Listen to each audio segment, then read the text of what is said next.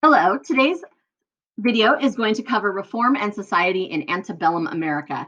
Just to define antebellum once again refers to the time period before the Civil War. So we're going to start with talking about the Second Great Awakening, which is going to provide context for a lot of these reforms because as people become more focused on religion, they become more focused on improving themselves, which leads to the reform movement. So let's dive in here. 75% of Americans were attending church regularly. So this was a little bit different than the First Great Awakening in that there was a major decline. In this case, Protestantism was still the most dominant of the Christian faith.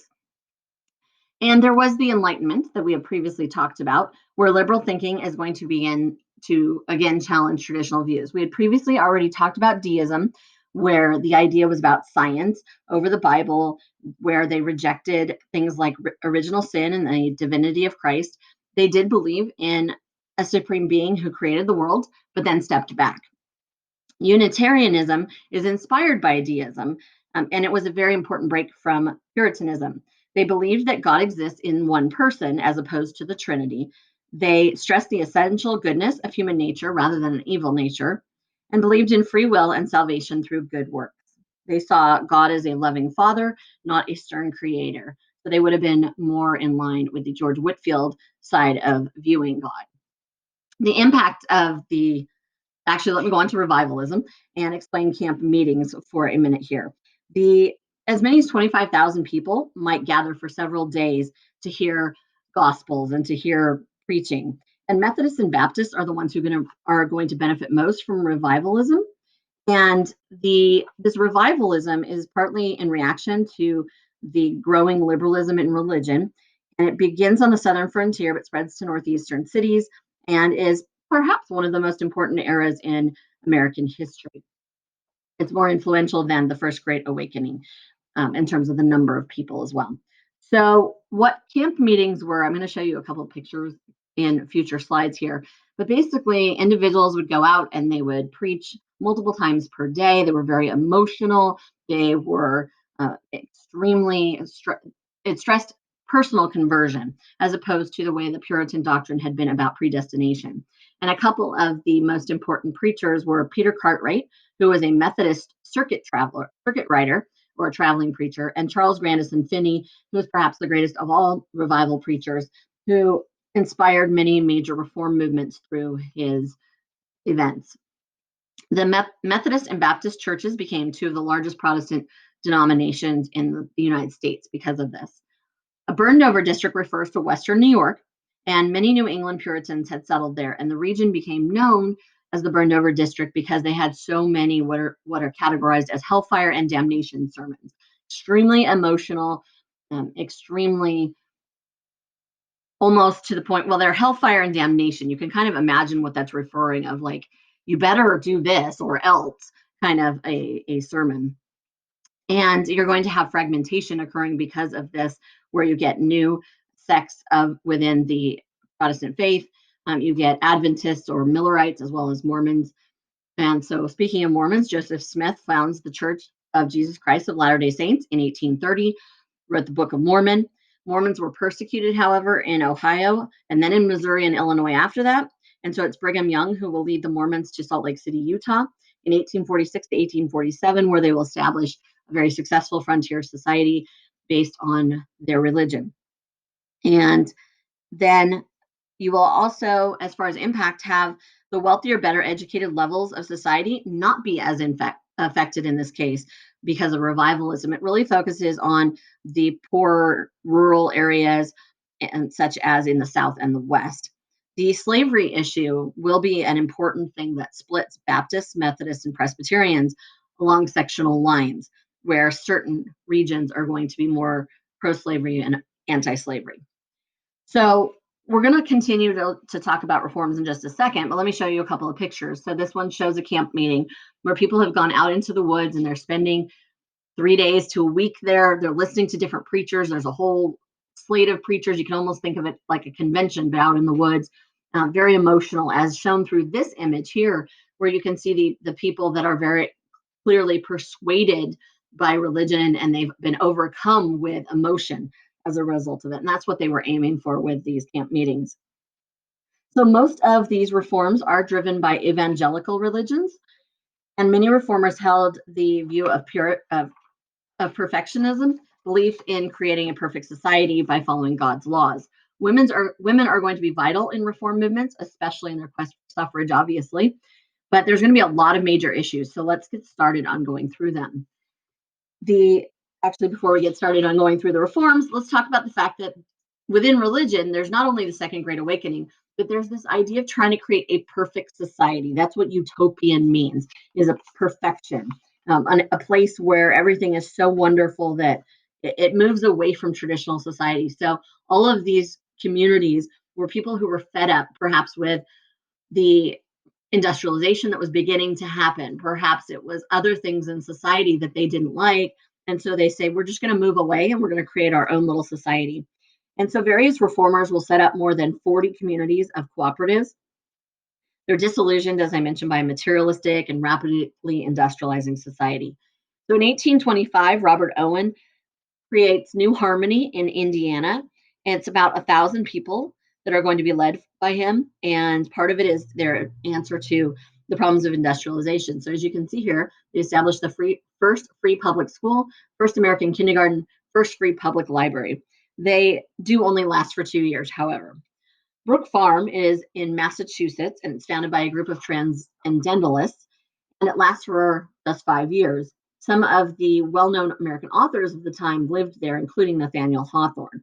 And it's not going to be ultimately successful because these writers don't want to do manual labor that was required to make the community successful. The Oneida Colony was founded in New York in 1848. It's more radical. They believed that the second coming of Christ had already taken place and sought a new form of perfectionism based on a new morality. They practiced free love, birth control, and eugenic selection of parents to produce superior offspring. They believed in corporate marriage of all members to each other and communal care of children, as well as sexual equality. This colony will be very successful. It will flourish for over 30 years, largely due to its production of silverware. And they are still known today for their Oneida silverware. The Shakers are actually called the United Society of Believers in Christ's Second Appearing. They are established in Lebanon, New York, and believe Christ's return was imminent. The longest group began in 1774, and the Shakers finally ended in 1940. So a very long time that they existed. And it's really remarkable considering their rules in their society. And it actually came from England, this idea of the Shakers. They set up about 20 religious communities and had about 6,000 members at the peak in 1840. They believed in sexual equality of men and women. They opposed both marriage and free love, led to their eventual extinction, however, because they believed in celibacy. And so there was no natural reproduction of members. And so the only way they got new members was either through adopting orphans or through new conversions. They also believed in the equal spiritual value of men and women and simplicity of architecture and furnishings. There are a couple other communities that are also focused on perfectionism. One of these is the Amana community, founded in Iowa in 1855. Some groups consider Mormons to be part of the utopian society and the most successful of all the groups, but others do not place them in this category. Moving on to show you a couple of pictures, here is one kind of a drawing that was done of Brook Farm. And this one is of the Oneida community. So you can see it almost looks like a boarding school or a university building, nothing like a complete rejection of society that it seems to be, right? All right, let's talk about temperance.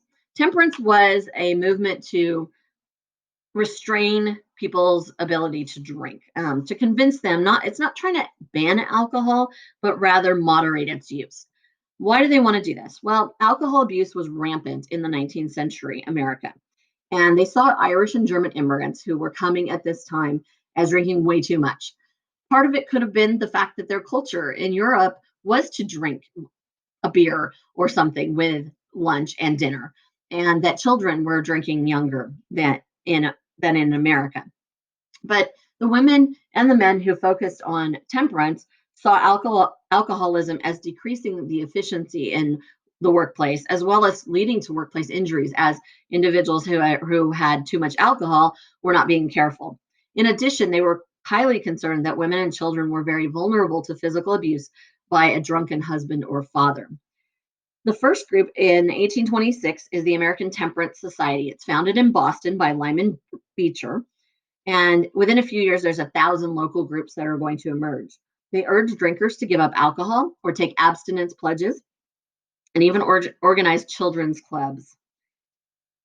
Two major strategies of the reformers included temperance, which is the moderate use of alcohol, and prohibition, which is to make it illegal. So the Maine Law of 1851 focuses on that, making it illegal. And Neil S. Dow is considered the father of prohibition. He sponsors the Maine Law of 1851 that prohibited the manufacture and sale of liquor in Maine. By 1857, 12 states had passed various prohibition laws. Yet during the 1850s, many prohibition laws were repealed or overturned. So it didn't gain a lot of ground. There is less drinking done by women as a result of this than earlier in the century, and less per capita hard liquor. So part of this is due in part to the changing nature of society from the market revolution. There had been a panic in 1837 that reduces the demand for alcohol, and eventually the temperance movement proves influential. It was the least sectional of all reform movements, so it was pretty widespread across all areas. And here we have a very famous cartoon called The Drunkard's Progress, from the first glass to the grave, that shows the individual on the left who's just having one little drink for social, and then continuing to climb up this ladder to the top where there's a lot more drinking going on. And now if you look at the right step, now they are equating drinking with poverty and disease, forsaken by their friends, desperation and crime, and death by suicide. So this is pretty harsh here. And there's that poor mother at the bottom with kind of putting her hands like she can't believe it, with the little child. And there's a lot of propaganda at the time depicting women and children. And do you really want to drink for them? I mean, what about them? You're going to leave them alone and without a father or without a husband. So this was a large part of it. And I do want to mention, I don't have it in here, but and she's later on in the time period, but one of the most famous temperance individuals will be a woman by the name, and she's a prohibitionist too, will be a woman by the name of Carrie Nation. And she is known for taking a pickaxe and going into saloons and smashing up the bars. So she was a pretty extremist when it came to temperance, and she's not necessarily right at this time. She's a little bit later, but I thought she was a interesting person to talk about. Let's move on to women's rights. Here, gender lines are more sharply drawn in the 19th century due to the Industrial Revolution. Women were treated like second-class citizens often. They were not allowed to vote. They forfeited property to their husband when they were married. And the market revolution really separates men and women into two distinct economic roles. Women were viewed as physically and emotionally weak, but also as artistic and refined. So just to review, Republican motherhood was something that had emerged during the American Revolutionary era and the time right after the war, where women had kind of were the keepers of society's conscience. They had this very special responsibility to raise the children who would be the productive citizens, who would be the future leaders of the republic. Well, we're going to transition that into another phrase that really means a lot of the same thing, that's called the cult of domesticity. And it's within the middle class, the view that women had a proper role in society. And that proper role was to be home as a mother and as a wife, taking care of the children. And the children were the most important thing. And that was the most important job that they held. The revivalism of the Second Great Awakening reinforced this traditional view of women as the guardian of morality in the home. And however, some women will seek to break away from this role and try to participate in the public world. Because they can't participate with the right to vote, doesn't mean that they can't influence. And that they certainly are going to attempt to do. Female reformers will advocate for women's suffrage and other rights for women. They'll also be very outspoken against Indian removal. They'll be very instrumental in the abolitionist movement against slavery, all without having the right to vote. They will also participate, as I mentioned, in other reforms. But let's talk about some of the women listed here. Elizabeth Cady Stanton urged equality for women, legal rights to sue, and the right to own property. She sought to end the idea of where a husband took control of his wife's property upon marriage. Lucretia Mott, along with Elizabeth Cady Stanton, organized the Seneca Falls Convention in 1848, which I'm going to come back to in a minute. Susan B. Anthony was a Quaker. She was a protege of Stanton and a militant lecturer for women's rights. The Grimke sisters were two Southern women. Angelina Grimke was a Southern abolitionist and women's rights advocate, and Sarah Grimke was also a very powerful writer talking about the women's rights movement and abolitionists. So here are two Southern women whose families owned slaves, and they renounced that and became leading abolitionist and women's rights figures. Lucy Stone helped organize the first National Women's Rights Convention in 1850. She was an avid abolitionist and sought to create a women's only suffrage association. She retained her maiden name after she married, which was unheard of at the time, and women who followed her example became known as Lucy Stoners. Another individual not listed here, Amelia Bloomer, popularized short skirts with Turkish trousers, which people said were too masculine and immoral. The Seneca Falls Convention in 1848, also known as the Women's Rights Convention, launched the modern women's rights movement. It was organized by Stanton and Mott and attended by 61 women and 34 men. It was overshadowed, however, by the abolitionist movement. The Declaration of Sentiments that comes out of this will state that all men and women are created equal. They will demand women's suffrage, seek property ownership for women within a marriage, seek to increase child custody rights for women. There are some gains for women, however, prior to the Civil War. Women are gradually admitted to college, starting in Mississippi in 1839 and New York in the 1840s. Women could own property after they married. After 1860, some states passed laws that enabled women to work or own a business independently of their family and keep their own earnings separate from their family account. And here is a flyer from the Women's Rights Convention of Seneca Falls. Education. The purpose was to instill strong morality and Republican values in children, and so it was really important to have public education. Horace Mann is probably the most important educational reformer of the age. He argued a key to reform in U.S. society was better education. If you give poor students the knowledge to compete with the upper class, then that will make society better for all.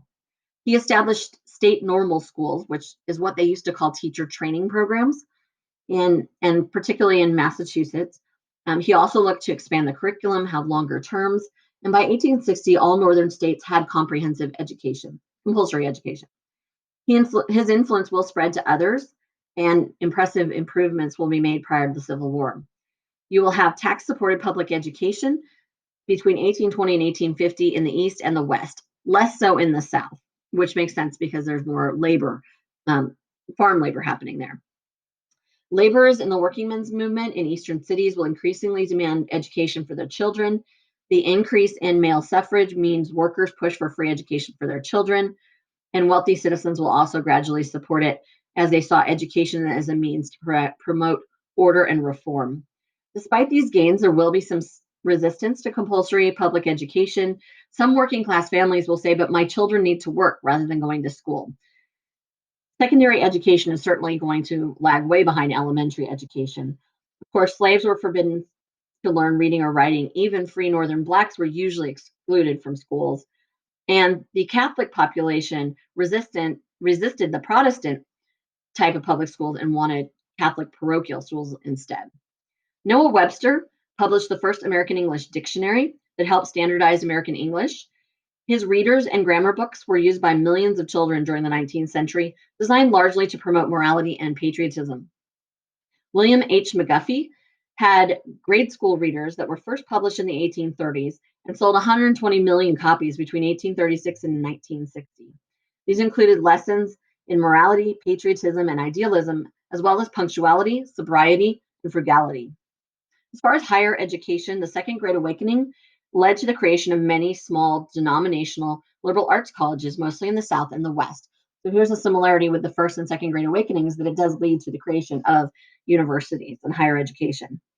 There will be some women's schools that will gain respectability. Emma Willard will establish in 1821 the Troy Female Seminary in New York, and Oberlin College will open to both men and women in 1837, as well as for African Americans. So that was a big change.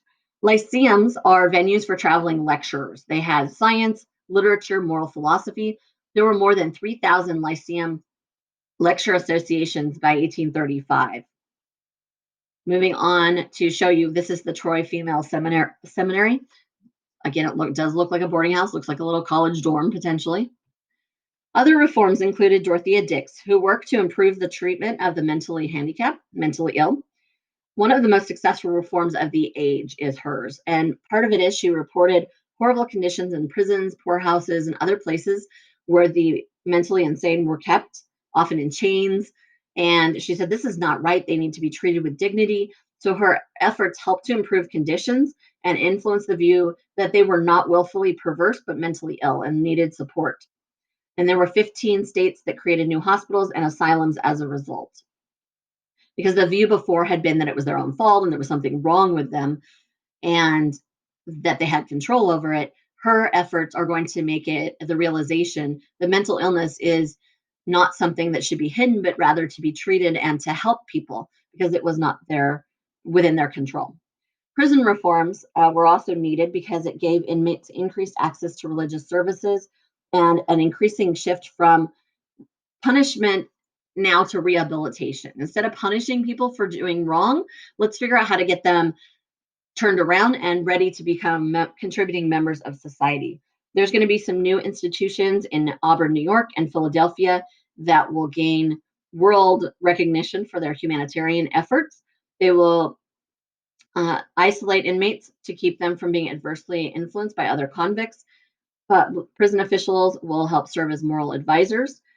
Ultimately, though, this is largely unsuccessful due to the fact that they are so overcrowded. There is brutal punishment and inadequate training of prison personnel.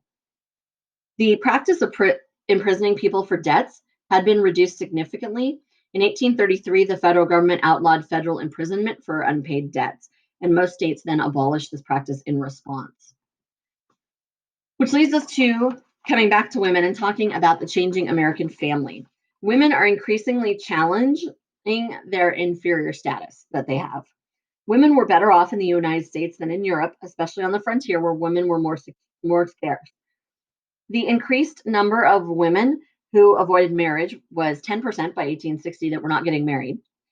Women began working as school teachers and in domestic service. About 10% of white women worked for pay outside their own homes. By 1850, 20% had been employed at some point prior to their marriage. For most people, you became a teacher, for example, until you got married, and then it was expected that you quit. Most women left their jobs, as I mentioned, upon marriage and became homemakers. And I already mentioned the cult of domesticity, which glorifies the traditional role of homemakers. Women had a large moral power and influence over family affairs, however. And there was a ladies' magazine that was founded in 1830 and went to 1898 that promotes the cult of domesticity. And it had about 150,000 people that read it. Catherine Beecher, who is the sister of the very famous author Harriet Beecher Stowe, who wrote Uncle Tom's Cabin, is a major proponent of having female teachers in public education. However, at the same time, she supports cult of domesticity and called on U.S. inventors to improve the life of homemakers. And ironically, though, these labor-saving inventions made many women's lives more challenging as now more work was expected of them. There are some changes that will happen in the family as well. Most marriages will now become based on love instead of arranged marriages, although arrangement will still continue throughout the 1800s. Families became more close-knit and affectionate, as well as smaller. The average in 1800 was to have 6 kids, less than 5 in 1900, and births will fall about in half during the 19th century. There is some very small amount of contraception that is practiced or birth control, although it's seldom ever discussed in public. Smaller families meant child-centered families. Corporal punishment was reduced, and there was more emphasis on shaping than breaking. Children were raised to be independent and moral individuals, and we begin to see the outlines of the modern family that will be clear by the mid-century. And so this is really kind of the first of the era of civil rights for women that we see during this time period. And we'll have obviously another second huge one during the 1970s. And then there's kind of a little one in between. So we have lots of different focuses with women throughout different times. And we will come back and talk about that more later. And that is it. Thank you very much.